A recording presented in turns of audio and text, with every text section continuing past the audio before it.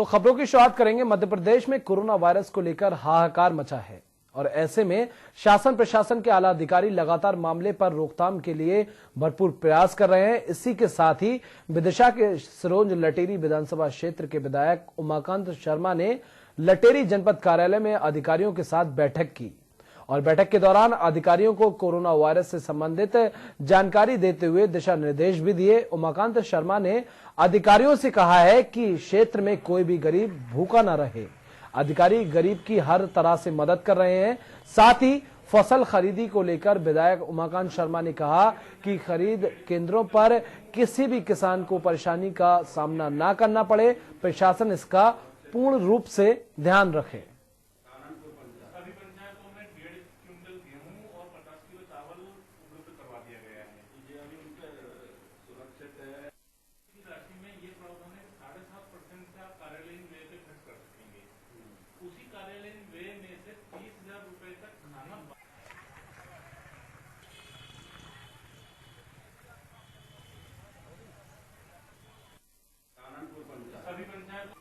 आज लटेरी अनुविभाग के माननीय एसडीएम महोदय, एसडीओपी साहब एवं वरिष्ठ अन्य प्रशासनिक अधिकारियों के साथ कोरोना लॉकडाउन 2 के संदर्भ में समीक्षात्मक चर्चा की, जानकारी ली और कोई भी गरीब इस क्षेत्र का, चाहे वो शहरी लटेरी क्षेत्र का हो या ग्रामीण लटेरी क्षेत्र का हो, कोई भूखा नहीं रहना चाहिए, अभाव के कारण परेशान नहीं होना चाहिए। इसलिए हम लोगों ने आपस में बातचीत करके एक दूसरे को जानकारी साझा की। बालाघाट जिला महाराष्ट्र और छत्तीसगढ़ की सीमा पर बसा हुआ है। इन दोनों राज्यों में बालाघाट जिले में आने के लिए 5 अंतर्राष्ट्रीय बॉर्डर हैं, जिन्हें पूरी तरह से सील कर दिया गया है ताकि कोई कोरोना संक्रमित मरीज या व्यक्ति जिले में प्रवेश न करे। वहीं एक सीमा के गांव कंजई में पूर्व मंत्री गौरी शंकर बिसेन ने कलेक्ट्रेट, एसपी और अन्य अधिकारियों के साथ पहुंचकर स्थिति का जायजा लिया। साथ ही छोटे मैदानी कोरोना योद्धा, आंगनबाड़ी कार्यकर्ताओं, एनएसए और एनएनएम के साथ 2 मास्क और 1 मेडिकल किट वितरित की, जो तेज गर्मी से होने वाली बीमारी से बचने में मदद करती है।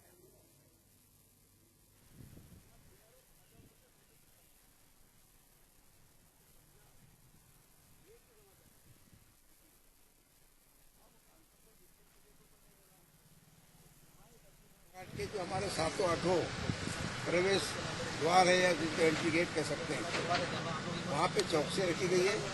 जो भी अनुमति लेके भी आएगा उसको वहाँ पे 1 सप्ताह रहना होगा। 1 सप्ताह के बाद में उसका पुनः जांचने के बाद यदि ऐसा लगा कि सिम्टम्स का कुछ अंश भी है तो उसको फिर 7 दिन के लिए एक्सटेंड करेंगे। जैसे कि कंजई एरिया है हमारा, वहाँ पे भांडामुरी और कंजई के स्कूलों में हम परसों गए थे और 22 लोग, कुछ स्टूडेंट थे, कुछ इंदौर के थे, कुछ विद्यावास के थे। और दमुआ थाना क्षेत्र से 18 किलोमीटर दूर ग्राम रामपुर के तानसी में लगे सेंट्रल बैंक के एटीएम ने 12 अप्रैल की रात में चोरों ने एटीएम तोड़ने का प्रयास किया। और आपको बता दें, पुलिस के ग्राम में मौजूद होने के कारण चोर पैसे निकालने में असफल रहे। आज पुलिस द्वारा चोरों का खुलासा करते हुए बताया कि दमुआ टीआई सुमेर जागेत ने 8 आरोपियों को गिरफ्तार किया है, जिसमें से 4 नाबालिग हैं। पैसे की तंगी के कारण इन युवकों ने इस वारदात को अंजाम दिया था। सभी आरोपी ग्राम चंदनिया और कोयलावाड़ी के हैं। पुलिस अधीक्षक द्वारा दमुआ पुलिस को इनाम देने की घोषणा भी की गई है।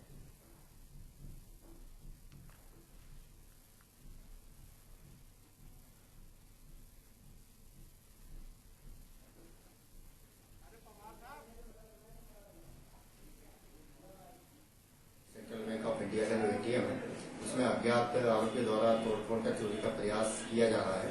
जो तत्काल मौके पर पहुंचे, जिस समय तक आरोपी भाग चुके थे और उक्त घटना पर से अपराध पंजीबद्ध किया जाकर पूछताछ की गई।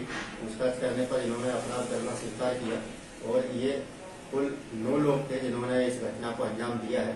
इनमें से 3 बालिग हैं, मुन्नीलाल, समीराम और महेश की अन्य विधिवत बालक हैं, जिन सभी को गिरफ्तार किया जा चुका है। उमरिया में पुलिस अधीक्षक सचिन शर्मा ने ड्रोन के माध्यम से निगरानी करने के लिए गांधी चौक उमरिया में शुभारंभ किया। इस मौके पर हमारे संवाददाता ने एसपी उमरिया से खास बातचीत की। उमरिया जिले के पुलिस अधीक्षक ड्रोन के माध्यम से शहर की निगरानी करने की व्यवस्था बनाए हुए हैं। शहर में चूंकि क्या है, बहुत सी ऐसी गलियां हैं जिन गलियों में गाड़ियां नहीं जा पाती, उन गाड़ियों में ड्रोन के माध्यम से निगरानी की जाएगी। मैं आपको दिखा दूं कि इस ड्रोन को उड़ाने की तैयारी की जा रही है और इस ड्रोन के माध्यम से यहाँ नगर की व्यवस्थाओं का जायजा लिया जाएगा। इस ड्रोन के माध्यम से पूरे जिले में निगरानी की जाएगी। उमरिया जिला मुख्यालय में आज इसका शुभारंभ किया जा रहा है। ऐसी गलियों में जिन गलियों में गाड़ियां नहीं जा पाती हैं, उन गलियों में इस ड्रोन के माध्यम से निगरानी की जाएगी। व्यवस्था की गई है आज ये खासकर उमरिया जिले में जितने भी हमारे मेन मुख्यालय हैं वहाँ पे ड्रोन से नजर रखी जाएगी। इसका कॉन्सेप्ट यही है कि अगर कोई व्यक्ति अकारण बाहर पाया जाता है तो ड्रोन उसके फोटोग्राफ्स लेगा। हम लोग उसको नोटिस देंगे, स्पष्टीकरण या फिर कारण पूछेंगे कि आप इस समय इस जगह पे क्यों थे। अगर वो उस कारण का सही से जवाब नहीं दे पाते तो उसके खिलाफ एफआईआर की जाएगी। सर, ये व्यवस्था सबसे क्या जिला मुख्यालय के लिए कि बाकी शहरों के लिए भी की जाएगी? ये सिर्फ जो व्यवस्था है वो जिला मुख्यालय के नहीं है। जहाँ पे भी लोग शिकायत करेंगे अकारण भीड़ इकट्ठी हो रही है, अकारण समय पे अलग अलग समय पे अगर कहीं पे लोग इकट्ठे होते हैं तो वहाँ पे ड्रोन जाएगा, नजर रखेगा और उससे जो फोटोग्राफ्स आएंगे उससे जो पहचान लोगों की जा सकेगी उसके आधार पे एफआईआर होगी। कुल मिलाकर के जिले की व्यवस्थाओं को पुख्ता करने के लिए आज तो उमरिया शहर में इसकी शुभारंभ की जा रही है, लेकिन इसके बाद नरोजाबाद, पाली, मानपुर, चनिया जैसी जहां अगर मांग उठेगी, अगर वहां व्यवस्थाओं में कमी देखी जाएगी तो इस ड्रोन की व्यवस्था वहां की जाएगी। के न्यूज के लिए उमरिया से संजय विश्वकर्मा की रिपोर्ट। और धार में कोरोना पॉजिटिव की संख्या अचानक बढ़ती नजर आ रही है। बता दें कि धार में अब तक 9 कोरोना पॉजिटिव हो चुके हैं, जिसमें भोज चिकित्सालय के चिल्ड्रन वार्ड की स्टाफ नर्स, एक स्वीपर का भाई, करीब 9 लोग संक्रमित हो चुके हैं। वहीं एक सलमान नाम के व्यक्ति जो कोरोना पॉजिटिव पाया गया है वो इंदौर के मयूर हॉस्पिटल से फरार था। अगर उसे भी जोड़ लिया जाए तो धार में अब तक 10 पॉजिटिव पाए जा चुके हैं।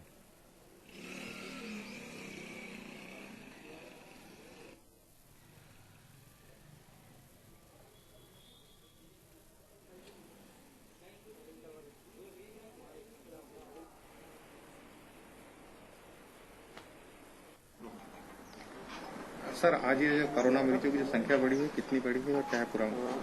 4 पेशेंट आए जो स्टाफ के ही है और एक तो 3 स्टाफ के, एक रामकन्या का भाई है जो फादर जो महाजन में काम करती थी लड़की, स्टाफ नर्स, उसका भाई है। वो साथ रहने के कारण पॉजिटिव आ गई। पूरा परिवार एक साथ रहता है। उसके परिवार की और लिस्ट की अभी लिस्ट आई नहीं, हो सकता वही। ऑफिशियल कितनी संख्या हो गई आज तक? ऑफिशियल वैसे तो 9 है, पर अपन अगर पीतमपुर की मानते हैं, उसका एड्रेस जो इंदौर का दिखा रहा है और पैथोलॉजी रिपोर्ट भी इंदौर की है।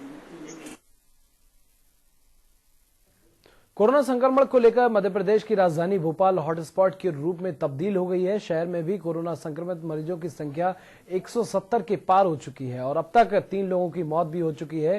रोजाना यहां पर करीब 10,000 लोगों की स्क्रीनिंग की जाती है। बता दें कि जहांगीराबाद क्षेत्र में पुलिस द्वारा 13 ड्रोन कैमरे के माध्यम से लोगों की निगरानी की जा रही है। जो भी व्यक्ति इस ड्रोन कैमरे में घर से बाहर दिखाई देता है तो उस पर लॉकडाउन के तहत कार्रवाई की जाती है। जहांगीराबाद क्षेत्र में पूरा छावनी तब्दील हो गया है। चप्पे चप्पे पर पुलिस की नजर है और चारों तरफ से कंटेनमेंट एरिया की तौर पर सील कर दिया गया है।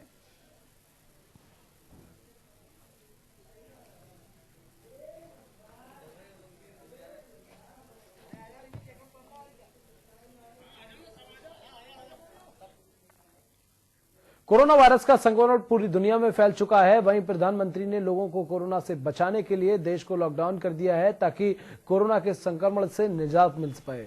और कुछ ऐसे असामाजिक तत्व और दुकान मालिक हैं जो अपनी मनमानी से बाज नहीं आ रहे हैं। बता दें कि बलौदा बाजार कसडोल नगर पंचायत के मिलन क्लॉथ स्टोर्स की संचालन ने अपनी कपड़े की दुकान खोलकर कपड़े बेचे जा रहे थे, जिसकी शिकायत लगातार प्रशासन को मिल रही थी। वहीं कसडोल एसडीएम और तहसीलदार शंकर लाल तत्काल कार्रवाई करते हुए सीएमओ तिवारी ने मौके का जायजा लिया, जिस दौरान दुकान खुली पाई गई।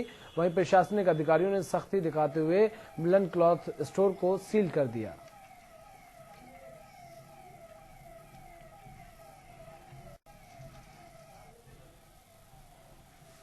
सेकंड स्टेज अभी शुरू हुआ है। 3 मई तक हमारा लॉकडाउन किया गया है। इसको देखकर हमारा डिस्ट्रिक्ट येलो जोन में है और सेंसिटिव है। इसको देखकर लोगों को कोरोना वायरस के संबंध में जागरूक करने के लिए ये रैपिड एक्शन फोर्स के साथ मंगलौर पुलिस द्वारा कस्बे मंगलौर में और इसके बाद लंडौरा में हमारे द्वारा फ्लैग मार्च किया जा रहा है, ताकि उन लोगों को अवेयर किया जाए, किसी के दिमाग में गलत तरह की बातें ना आए। कोरोना वायरस महामारी के चलते सिवनी में धारा 144 लागू है, जहां प्रशासन लोगों को लॉकडाउन के नियमों को पालन करने के लिए जागरूक कर रहा है। वहीं कलेक्टर प्रवीण सिंह और पुलिस अधीक्षक ने शहर से लेकर ग्रामीण क्षेत्रों में माहौल का जायजा लिया, लोगों से घरों में रहने की अपील की। बता दें, सिवनी पुलिस प्रशासन सड़कों पर लगातार पैदल मार्च निकाल रही है, जिसे देखते हुए लोग पुलिस जवानों के ऊपर फूल मालाओं की वर्षा कर रहे हैं, उनका हौसला अफजाई कर रहे हैं।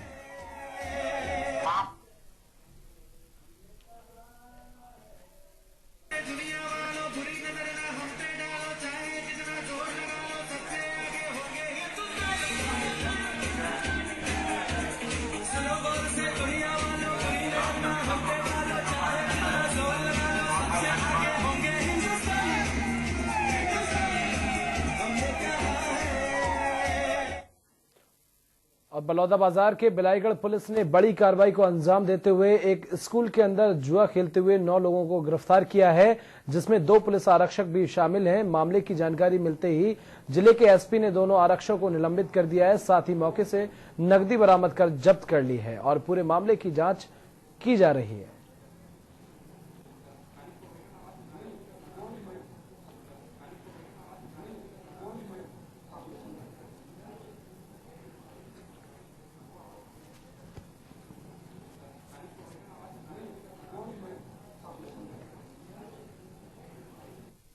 जुआ खेल रहे हैं, इस पर रेड किया गया और रेड के दौरान 9 लोग जुआ खेलते हुए पाए गए वहाँ पर, जिसमें से 2 पुलिसकर्मी भी थे और सभी के विरुद्ध जो है प्रथम सूचना पत्र दायर करके कार्रवाई की जाए। और सूरजपुर के रिहायशी इलाके की मस्जिद की गली में अचानक 2 मोबाइल कंपनी के टावर में आग लग गई। आग ने पूरे टावर को अपनी चपेट में ले लिया, जिसमें लाखों रुपए का सामान जलकर खाक हो गया। वहीं सूचना मिलते ही मौके पर पहुंची फायर ब्रिगेड ने आग पर काबू पाया।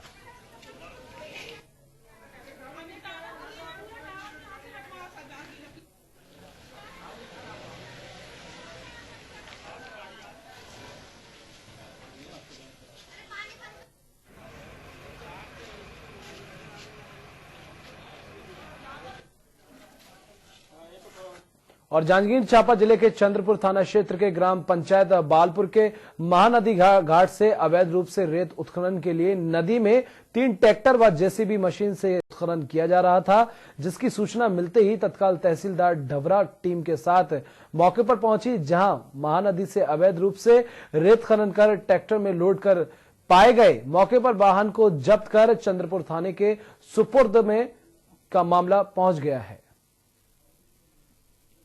थाना अंतर्गत बालपुर ग्राम में खबर आया था कि वहां पर अवैध रूप से रेती उत्खनन किया जा रहा है करके। इस संबंध में नायब तहसीलदार के साथ वहां मौका स्थल पर गए तो एक जेसीबी और 3 ट्रैक्टर रेती उत्खनन करते हुए पाए गए। उनको तत्काल प्रभाव से वहीं पर जब्त किए और थाना चंद्रपुर के सुपुर्द किए हैं। आगे कार्यवाही के लिए माइनिंग डिपार्टमेंट जिला कार्यालय भेजा जाएगा। और कबीरधाम जिले के कोरोना वायरस के संक्रमण की रोकथाम के लिए प्रशासन पूरी तरह से मुस्तैद है और उसी प्रशासन की सुरक्षा के लिए एक अहम पहल डॉक्टर सूर्यकांत भारती ने की है। उन्होंने सैनिटाइजर मशीन के साथ सैनिटाइजर पुलिस विभाग को प्रदान किया। वहीं पुलिस अधीक्षक KL ध्रुव के निर्देशन पर थाना कोतवाली कवर्धा में सैनिटाइजर कक्ष का निर्माण किया गया। इसका शुभारंभ पुलिस अधीक्षक के द्वारा किया गया। सैनिटाइजर मशीन के लिए पुलिस विभाग की तरफ से डॉक्टर साहब का आभार भी दिया।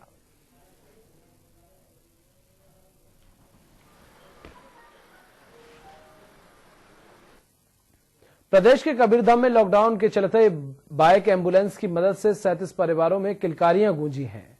जिले में बाइक एम्बुलेंस के नाम से स्वास्थ्य सेवाएं अथवा गर्भवती महिलाओं के लिए किसी वरदान से कम नहीं है। यह सेवा उन वनांचल क्षेत्रों के लिए ज्यादा असरदार साबित हुई, जहां क्षेत्र के लोगों तक बड़ी गाड़ियां अथवा स्वास्थ्य सेवाएं और आपातकालीन वाहन उन तक नहीं पहुंच पाते।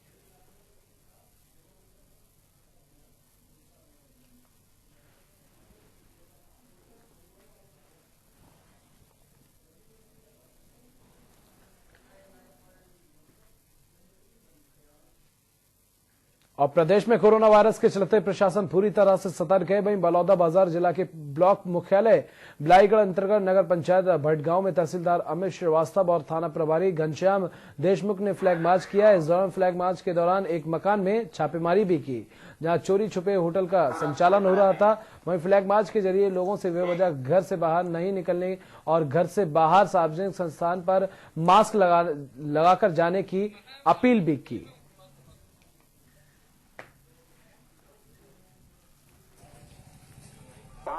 आज दिनांक 16/4/2020 को शाम 5 बजे से 7 बजे के मध्य भटगांव नगर पंचायत के पूरे गली मोहल्ला में फ्लैग मार्च निकाला गया, जिसमें तहसीलदार महोदय अमित श्रीवास्तव जी, सीएमओ प्रदीप मिश्रा जी एवं उनके अमले साथ में थे और अनाउंसमेंट करके लोगों को जागरूक कर रहे थे कि बिना कोई उचित कारण के बाहर न निकले और निकलते हैं कोई कारणवश तो मास्क लगा के निकले। देश में लॉकडाउन लागू है, ऐसे में किसी को भी त्योहार मनाने और ना ही भीड़ को एकत्रित करने की अनुमति दी गई है, क्योंकि लगातार कोरोना वायरस का जो आंकड़ा है बढ़ता ही जा रहा है। देशवासियों से घर में रहकर ही त्योहार मनाने के लिए कहा गया है। इस रिपोर्ट में देखिए।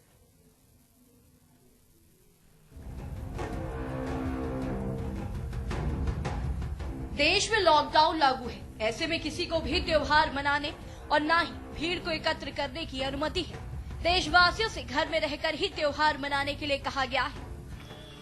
एक वीडियो असम से सामने आया है, जिसमें कुछ ट्रैफिक पुलिसकर्मी सड़क पर डांस करते हुए नजर आ रहे हैं। ये वीडियो गुवाहाटी का है, जहां पुलिसकर्मी रोंगाली बिहू त्योहार को मनाते हुए दिख रहे हैं। वो इस दौरान नाच रहे हैं, गा रहे हैं और कोरोना वायरस जैसी खतरनाक स्थिति में दो पल खुशियां ढूंढ रहे हैं।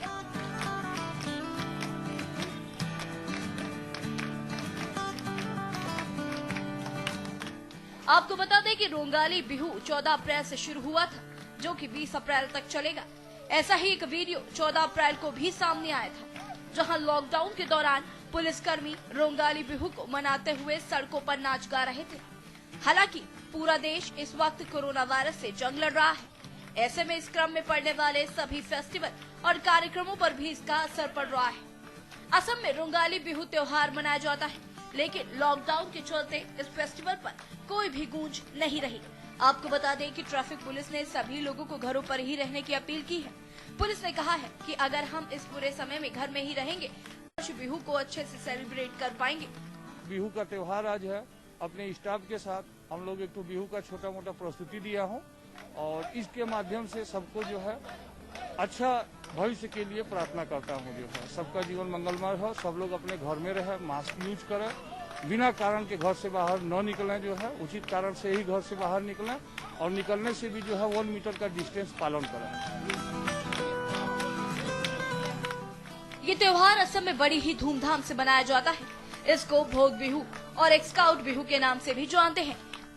दस रिपोर्ट के न्यूज इंडिया।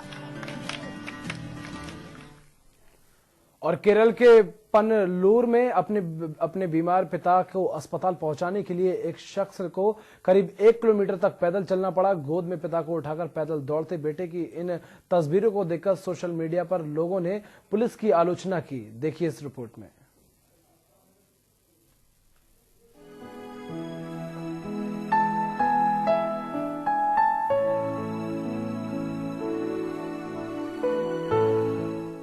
देश में लॉकडाउन की स्थितियों के बीच केरल से एक बेहद मार्मिक वीडियो सोशल मीडिया पर सामने आया है। अपने पिता को बीमार देखकर एक बेटा उन्हें अस्पताल ले जाने को सड़क पर दौड़ता हुआ दिखाई दिया।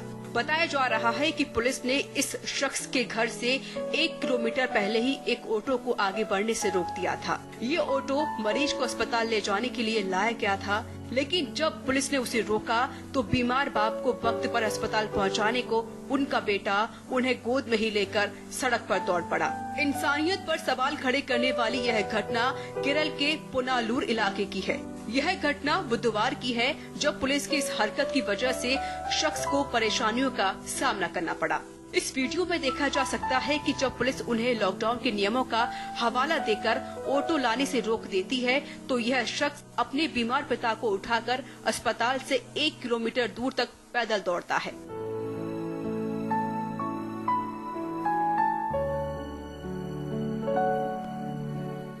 इस वीडियो में बेटा अपने पिता को गोद में उठाए हुए है और एक बुजुर्ग महिला भी पीछे पीछे दौड़ती हुई नजर आ रही है।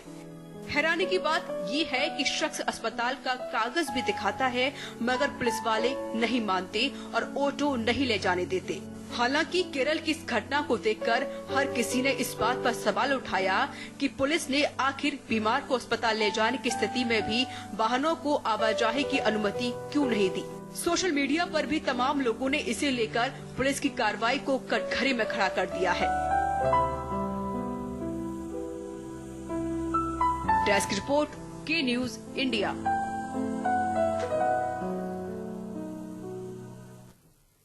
और इसी के साथ हमारा मध्य प्रदेश और छत्तीसगढ़ में इतना ही। देश दुनिया की तमाम खबरों के लिए देखते रहिए के न्यूज इंडिया। नमस्कार।